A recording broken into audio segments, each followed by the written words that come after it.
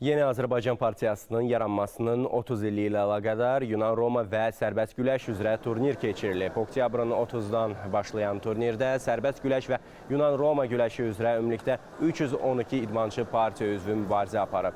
Yarışların qrup mərhələsi Bakı, Abşeron, Ağcabədi, Göygöl, Qəbələ, Astara və Kürdəmirdə, final mərhələsi isə Bakıda təşkil olunub.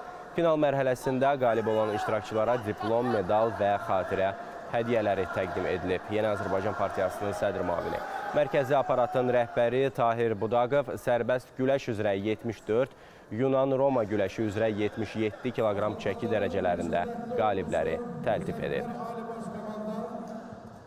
Yeni Azərbaycan Partiyası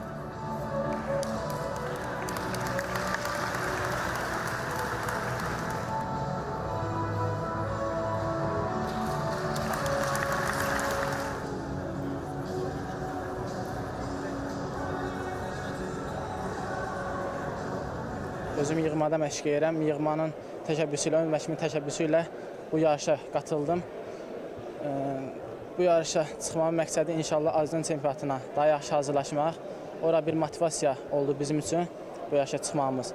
Burada inşallah birinci yer tutub Reskoya daha yaxşı hazırlaşmaq istəyirik. 2 nəfərlə gəlmişik Astaradan. İnşallah medalları qazanacaq, birinciyə çıxacaq. Çox gözəl təşkilatdır, xoşumuza gəldi yarış. İnşallah medalları elə özümüz aparacaq.